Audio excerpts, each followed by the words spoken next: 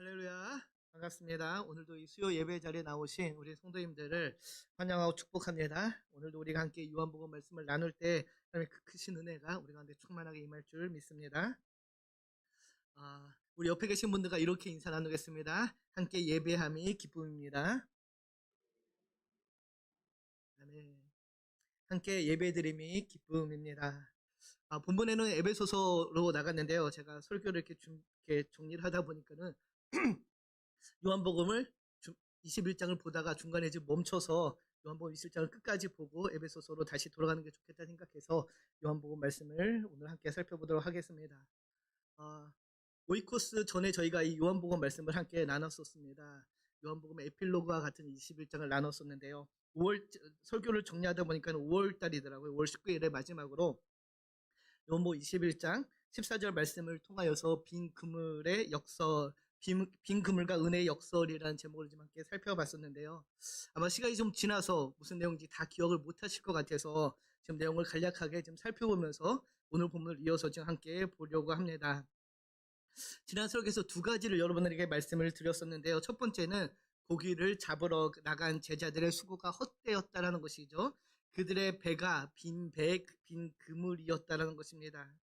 그들의 배가 밤새 수고했는데 빈 배였고 빈 그물이었다는 것이 무엇을 알려주고 있는가? 우리의 노력으로는 채울 수 없는 것이 있다라는 것이죠.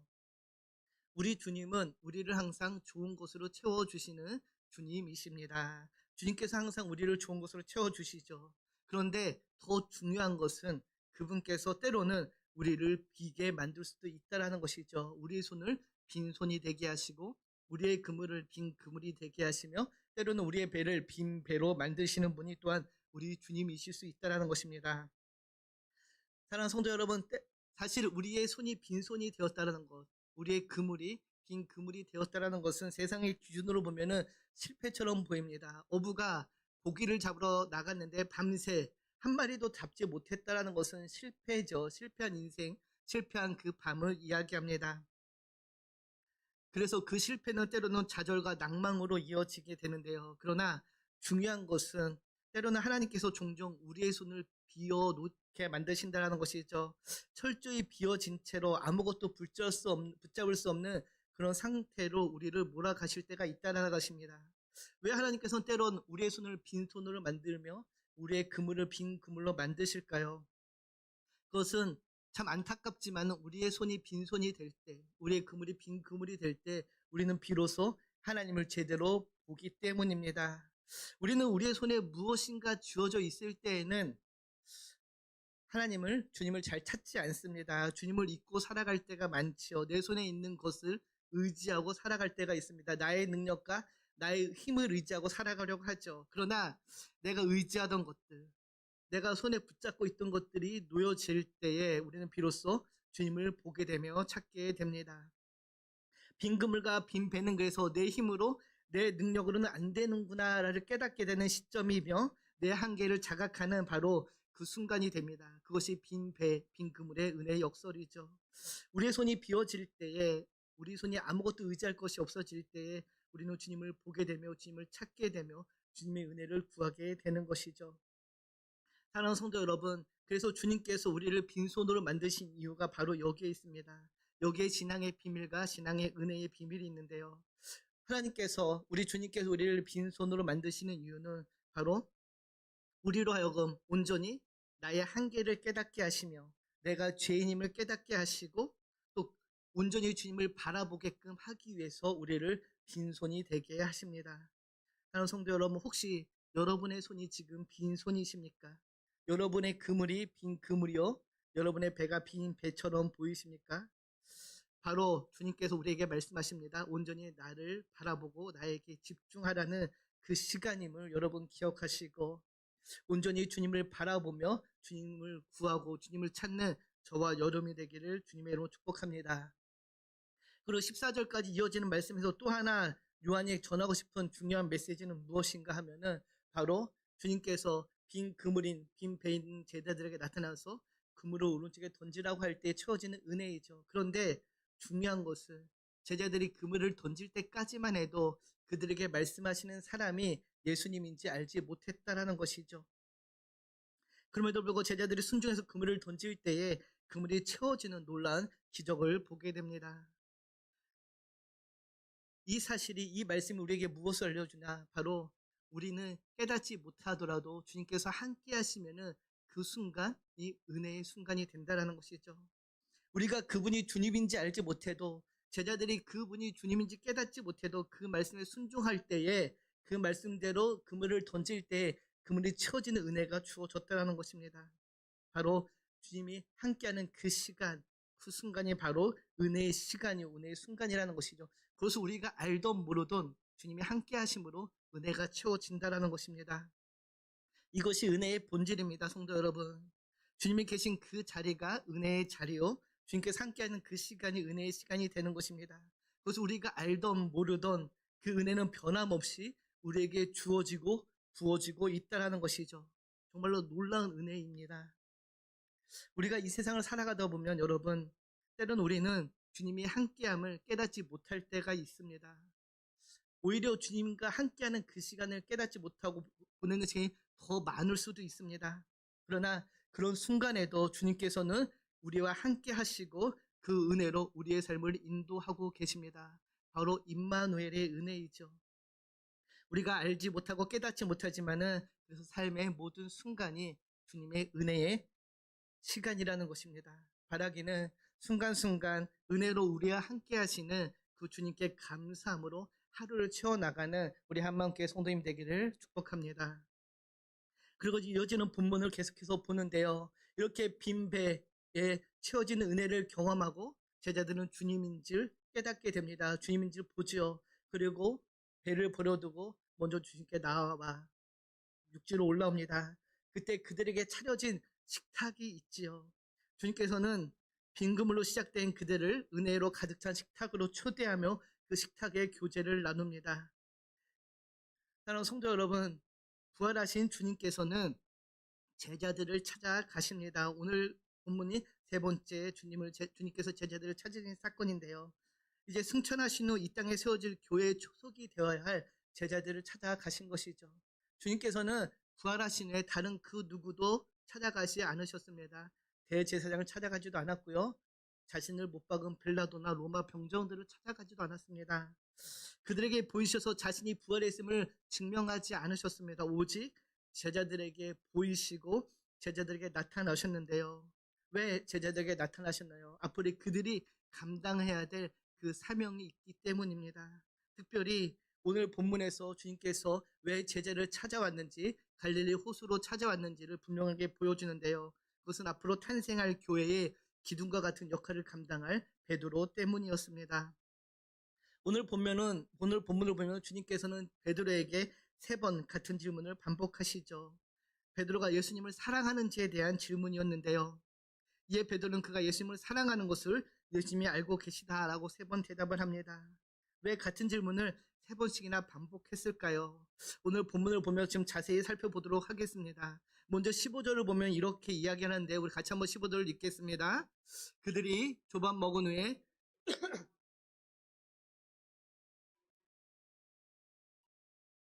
나를 더 사랑하느냐 하시니 이르되 주님 그러하나이다. 내가 주님을 사랑하는 줄 주님께서 아시나이다. 네, 여기까지만 읽겠습니다. 네, 15절에서 주님이 첫 질문은 내가 나를 사랑하느냐, 오늘 설교의 제목인데요, 오늘 본문을 시작하면 주님께서 베드로를 어떻게 부르십니까? 예수께서 시몬 베드로에게 이르시되 요한의 아들 시몬아라고 부르시죠. 주님께서는 베드로를 시몬이라고 부르십니다. 시몬을 처음 만난 주님께서는 베드로에게 베드로란 이름을 지어주셨죠. 게바란 당시 그 유대인들이 사용하던 아람어로 반석이란 뜻입니다. 당시 그 통용어가 아람어였는데요, 아수르의 영향을 받은 그 유대인들이 사용하는 통용어였습니다. 반석이란 의미로 새 이름을 주셨습니다. 그래서 주님께서는 시몬이 반석과도 같은 그런 굳건한 믿음의 소유자가 되기를 바라심으로 게바란 이름을 주셨는데요, 그런데 주님께서 오늘 베드로를 부르실 때 베드로라 부르지 않고 시몬이라고 부르십니다. 어쩌면 베드로 입장에서는 자신이 베드로라고 불리는 것 자체가 부담일 수도 있었습니다. 마태복음 16장 18절을 보면 이렇게 이야기하죠. 또 내가 내게 이르노니 너는 베드로라. 내가 이 반석 위에 내 교회를 세우리니 음부의 권세가 이기지 못하리라. 주님께서 이렇게 말씀하시며 베드로란 이름을 주어 주셨는데, 베드로는 이미 주님을 3번이나 부인했습니다. 내가 너희 외에 반석의 교회를 세우겠다라고 약속하시며 음부의 권세가 너를 이기지 못하겠다라고 약속하셨는데, 이미 베드로는 베드로처럼 반석처럼 살지 못하고 주님을 3번이나 부인했습니다. 베드로가 불릴 자격이 없다고 생각할 수도 있었겠죠. 그런 베드로의 마음을 아시는지 주님께서는 베드로를 시몬이라고 부르고 계신 것입니다. 평소에 베드로가 가장 친근하게 느껴질 그 유대식 이름을 부르며 그를 다시 세워가시는 주님의 마음입니다. 베드로의 배신의 그 아픔의 기억을 지우시고 새롭게 시작할수록 부르시는 그 부름의 초청이 바로 시몬이라는 이름에서 시작된 것이죠. 그러면서 주님께서는 시몬이라 부르면 무엇이라고 물어보십니까? 내가 이 사람들보다 나를 더 사랑하느냐 묻습니다. 15절을 보면 이렇게 이야기하죠. 내가 이 사람들보다 나를 더 사랑하느냐 하시니, 주님께서는 지금 베드로에게 내가 지금 이 사람들, 네 앞에 있는 이 사람들보다 나를 더 사랑하느냐 묻고 있습니다. 이 네가 나를 더 사랑하느냐라는 이 질문에 3가지 의미가 담겨져 있는데 3가지로 해석할 수 있습니다. 먼저 지금 주님께서 물어보실 때 내가 이 사람들보다 나를 더 사랑하냐 할 때 이 사람들이 누구인가요? 바로 베드로와 함께 있는 6명의 다른 제자들이겠죠. 도마도 있고 나다넬도 있고 세베대의 아들들, 즉 요한과 야고보도 있습니다. 주님께서는 이 베드로에게 네가 이 다른 제자들보다 나를 더 사랑하느냐라고 지금 묻고 계신 것이죠. 베드로는 주님이 잡히시는 그날 주님을 끝까지 사랑하겠다고 장담했던 사람입니다. 마태복음 26장 33절을 보면 베드로가 이렇게 이야기하죠. 우리 같이 한번 보겠습니다. 베드로가 대답하이르되 모두 주를 버릴지라도 나는 결코 버리지 않겠나이다. 주님, 모든 제자가 다 주님을 버릴지라도 저는 결단코 주님을 버리지 않겠습니다라고 뻔 장담했던 사람이 베드로죠. 그런데 그는 이미 주님을 3번 부인했었습니다. 이런 상황에서 주님은 다시 묻고 있는 것이죠. 네가 죽기까지 나를 사랑했다라고 다짐했었는데 다른 사람은 다 주님을 버려도 저는 주님을 버리지 않겠다라고 다짐을 했었는데 그 장담했던 말을 지금도 지킬 수 있느냐, 그 마음이 변치 않느냐라고 묻고 계신 것입니다. 주님께서는 베드로에게 물어보시죠. 네가 예전에는 나를 배반했지만 그 배반한 그 기억을 잊고 다시 나를 사랑하라라고 이야기하고 있는 것입니다. 그 사랑을 끝까지 지킬 수 있냐라고 물어보고 계신 것이죠. 사랑하는 성도 여러분, 여러분은 어떠신가요? 주님을 끝까지 사랑하실 수 있으십니까? 주님께서 오늘 이 밤에 저와 여러분한테 네가 이 사람들보다 나를 더 사랑하느냐가 묻는다라면 여러분은 무엇이라고 대답하시겠습니까? 바라기는 베드로의 고백처럼 제가 주님을 사랑합니다라고 고백하는 저와 여러분 되기를 축복합니다. 그리고 두 번째 또 다른 관점에서 보면은 내가 이 사람들보다 나를 더 사랑하느냐라고 하는 것은 지금 내 옆에 있는 이 동료들을 네가 사랑하는데 그들을 사랑하는 것보다 나를 더 사랑하느냐라고 묻는 것이죠. 그들 앞에 베드로 자신을 포함해서 내가 지금 이 사람들을 사랑하는 것보다 나를 더 사랑하느냐, 사랑의 우선순위를 묻고 계신 것입니다. 앞서도 말씀드렸지만은 베드로는 주님을 3번이나 부인했죠. 왜 베드로는 주님을 3번이나 부인했나요? 두려움 때문이었죠. 그 두려움의 바탕이 무엇입니까? 자기를 사랑하는 마음이었습니다. 자기 사랑에 대한 그 결과로 주님을 3번이나 부인하게 되는데요. 자기를 너무도 사랑해서 주님을 배신한 베드로에게 주님께서는 다시 묻고 계신 것이죠. 너 이제 정말 이 사람들보다, 아니 너 자신보다도 나를 더 사랑할 수 있느냐라고 묻고 계신 것입니다. 네 사랑의 최고 우선순위가 누구냐라고 묻고 있는 것이죠. 사랑하는 성도 여러분, 여러분은 주님을 그 무엇보다도 사랑하고 계십니까? 네가 이 사람들보다, 아니 심지어 너 자신보다도 나를 더 사랑할 수 있니? 라고 주님이 물어보실 때 여러분은 무엇이라고 대답하시겠습니까?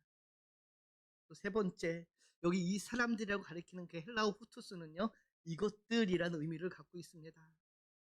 이것들보다 나를 더 사랑하느냐라고 묻고 계시는 것인데요. 지금 베드로와 주님 앞에 있는 이것들이 무엇인가요? 식탁에 교제가 있죠. 또 고기로 가득 찬 그물과 배가 있습니다. 삶의 터전이 갈릴리 호수가 있죠. 주님께서는 물어보고 계신 것입니다. 네가 지금 방금 잡은 저 고기들보다, 저 그물보다, 저 배보다, 이 갈릴리 호수보다 나를 더 사랑하느냐? 내게 익숙한 그 삶의 풍요로움보다, 그 모든 것들보다 너는 나를 더 사랑하고 있니라고 지금 주님이 묻고 계신 것입니다. 사랑하는 한마음 가족 여러분, 오늘 주님은 우리에게도 베드로에게 물으셨던 것 같이 동일하게 묻고 계십니다. 너는 너 자신보다도, 그리고 너의 그 삶의 익숙함보다도, 물질의 풍요보다도 나를 더 사랑하느냐라고 묻고 계신 것이죠. 여러분 어떠십니까? 주님께서 오늘 이 밤에 찾아오셔서 내가 지금 너무도 소중하게 여기는 그 모든 것들보다도 나를 더 사랑하느냐라고 물으신다라면은, 여러분, 주님 그렇습니다. 제가 이 모든 것들보다, 이 사람들보다 더 주님을 사랑합니다라고 고백할 수 있으십니까? 주님의 이 질문에 응답하는 것이 우리의 신앙의 출발이 됩니다. 참된 신앙의 출발이 바로 여기서부터 시작되는 것이죠. 주님, 내가 이 모든 것들보다 주님을 더 사랑합니다라고 고백할 때에 우리의 믿음이 시작될 줄 믿습니다. 바라기는 저와 여러분도 오늘 이 밤 주님께서 물어보신다라면은, 주님, 제가 주님을 사랑합니다. 그 사랑을 주님이 아십니다. 제가 주님을 얼마나 더 사랑하는지 주님이 알고 계시죠? 라고 대답하는 모두가 되기를 축복합니다. 그리고 이어지는 15절을 보면 우리가 한 가지 더 볼 것이 있는데요. 우리 15절 좀 다시 한번 같이 보겠습니다. 그들이 조반 먹은 후에 예수께서 시몬 베드로에게 이르시되 요한의 아들 시몬아, 내가 이 사람들보다 나를 더 사랑하느냐 하시니, 이르되 주님 그러하나이다. 내가 주님을 사랑하는 줄 주님께서 아시나이다. 이르시되 내 어린 양을 먹이라 하시고. 아멘. 주님께서 내가 나를 더 사랑하느냐라고 물을 때 이 사랑이란 단어는 아가페라는 단어 있죠. 아가파오의 사랑입니다. 근데 이 아가파오가 현재형으로 쓰였습니다. 아직 끝나지 않은 진행을 의미하고 있는 것인데요. 네가 비록 나를 모른다고 부인하고 나를 저주했는데, 베드로야, 나를 향한 그 사랑이 아직도 변치 않고 계속해서 정말로 나를 사랑하고 있느냐라고 주님이 묻고 계신 것이죠. 그것도 주님이 세 번이나 물어보십니다. 처음에 아가파오, 아가파오, 두 번의 아가파오와 필레오라는 동사를 사용해서 묻고 계신데요. 아마 베드로는 이 세 번의 질문이 괴로웠을 것입니다. 주님을 사랑한다고 고백을 했는데 주님이 세 번이나 물어보니 그의 마음이 너무도 괴로웠겠죠. 그리고 17절을 보면 이렇게 이야기하죠. 주님 그렇습니다. 제가 주님을 사랑하는 줄 주님께서 아십니다 라고 대답을 하는데요. 왜 주님께서는 베드로에게 세 번에 걸쳐서 질문을 하셨을까요? 바로 베드로가 주님을 세 번 부인한 그 사건을 상기시키는 것이죠. 그것을 상세하고자 주님께서는 세 번이나 물어보고 계신 것입니다. 베드로야, 너는 내가 나를 세 번 부인했지만 여전히 나는 너를 사랑하고 있단다. 그 사랑을 너도 알고 있으니 그 배신했던 그 아픈 기억을 지우고 있고 이제 다시 새롭게 우리 시작하자라는 그 부름이죠. 아마 베드로는 주님의 그 세 번의 질문에 대답하면서 스스로 깨달았을 것입니다. 내가 주님을 얼마나 사랑하고 있는지, 내가 주님을 얼마나 사랑하고 있는지, 그 사랑의 깊이를 주님의 그 세 번의 질문에 대답하면서 그는 깨달았을 것입니다. 주님께서는 그 사실을 다시 한번 베드로에게 확신시켜 주고자 세 번이나 묻고 계신 것이죠. 베드로의 그 흔들리는 사랑을 확신시켜 주기 위해 세 번을 반복해서 묻고 계신 것입니다. 사랑하는 마음 가족 여러분, 여러분은 변함없이 주님을 사랑하고 계십니까? 주님의 그 십자가의 구원의 간격을 깨닫게 된 그 날처럼 변함없이 주님을 사랑하고 계신지요? 혹시 그 사랑이 옅어지지는 않았는지요. 우리의 삶의 자리에서 때로는 실패 가운데 주님을 향한 그 사랑이 혹시 변하지는 않았는지요.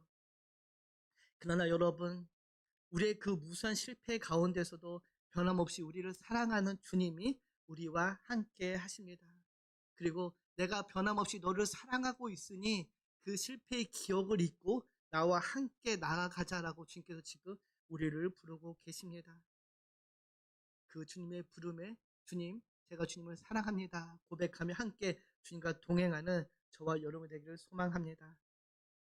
그리고 마지막 우리가 하나 더 살펴볼 것이 있는데요. 15절에서 17절을 보면 주님께서 세 번 제자들을 베드로에게 물으시죠. 내가 나를 사랑하느냐? 그 첫 번째 물음에 베드로가 무엇으로 대답하는지요. 우리 15절에서 17절을 좀 다시 한번 같이 읽겠습니다. 그들이 조반 먹은 후에 예수께서 시몬 베드로에게 이르시되 요한의 아들 시몬아 내가 이 사람들보다 나를 더 사랑하느냐 하시니 이르되 주님 그러하나이다. 내가 주님을 사랑하는 줄 주님께서 아시나이다.